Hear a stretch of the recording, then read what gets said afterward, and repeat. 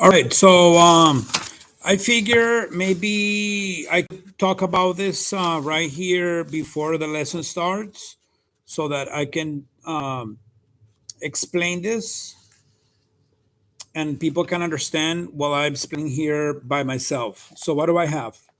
Um, in lesson 7, they're asking us to look at these equations that we have here.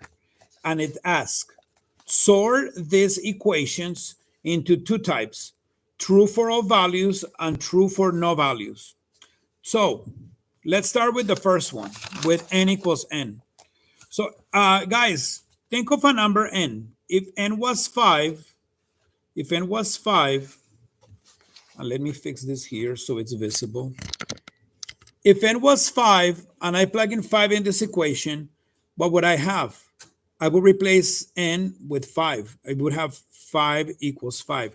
Now, ask yourselves, is 5 equals 5 equals true? Is 5 equals 5 true or false? Well, that's true, right? Now, what if n was 7? Then it would be 7 equals 7. Is that true or false? That's also true.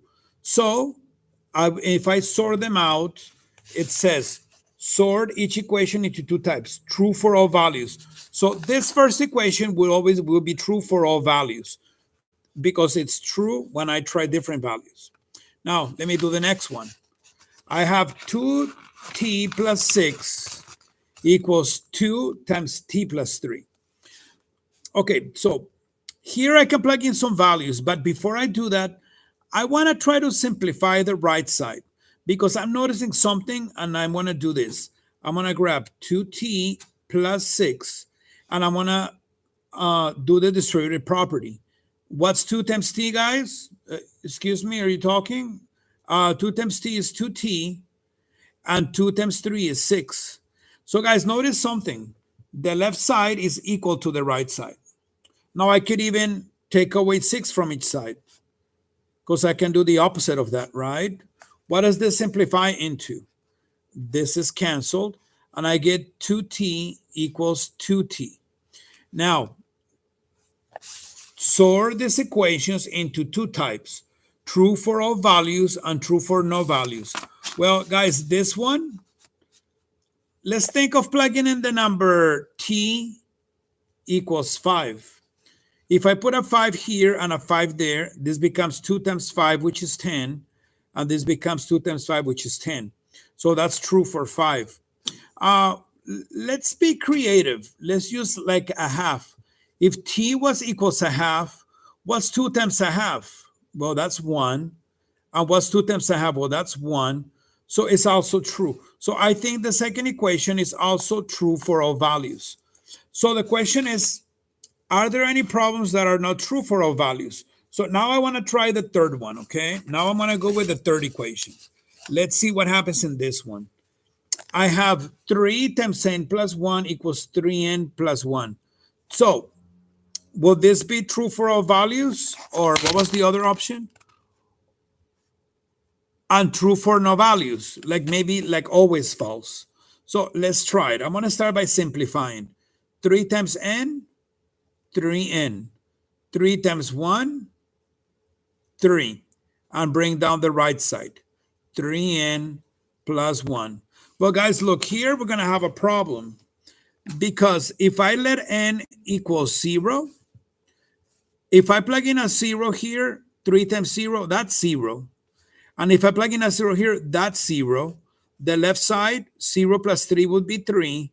On the right side, if n is 0, I have a 0 plus 1 is 1. And I have a false statement. Guys, is this true or false? 3 equals 1. Well, that's false. They're not equal. So this will not be true for 0. Now, somebody said, Mister, what if you try other numbers? Maybe some other numbers will work. Well, let me try it. N equals 1. If n equals 1, I'm going to have the following. I'm going to solve the equation with n equals 1. I'm going to have 3 times 1 plus 3, the left side, and 3 times 1 plus 1, the right side. What happens on the left side? 3 times 1 is 3 plus 3, 6. Question, is that equal to 3 times 1 is 3 plus 1 is 4?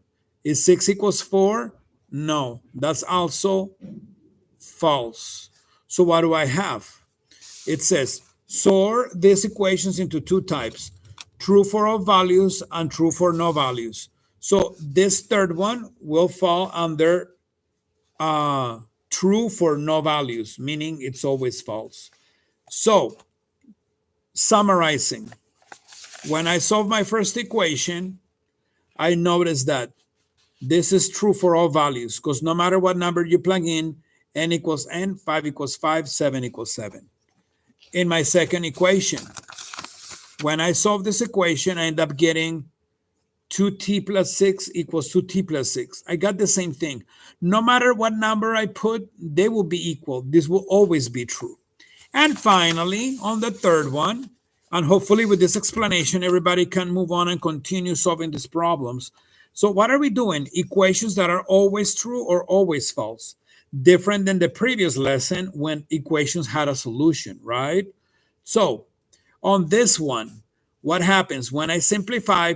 Notice what I have. I have 3n on both sides, but a 3 and a 1. When I cancel this, I end up getting equations that do not work for the numbers. So when I plugged in 1, 3 times 1 is 3. 3 times 1, that's also 3. This gives me 6 on the left and 4 on the right. Well, that does not solve it. Now, I know somebody might be wondering, Mister, can you solve this equation like you solved the ones before? So let me try that. Let's finish by solving this equation. All right, let me solve this by doing algebra. So multiply 3 times n, that's 3n, plus 3 times 1 is 3, and bring this down, 3n plus 1. All right, how do I solve this equation? I want to move my variables to one side. Usually, guys, I say move the smaller one. Well, this one is the same. So I'm going to take away 3n from the left and take away 3n from the right. But tell me, guys, what happens at this moment? Let's see. What's 3n minus 3n? That's 0. Bring down the 3. Bring down the equal. What's 3n minus 3n? That's also 0. And so I get a 1. And I end up with a statement called 3 equals 1. And you need to ask yourself, is this true or false? Well, it's false. So I have to say it's not true. And if that's the fact, then this equation will always be false. Thank you for listening. And don't forget, guys, don't tell yourself, I cannot do it. Tell yourself, I'm on the right track. I'm not giving up.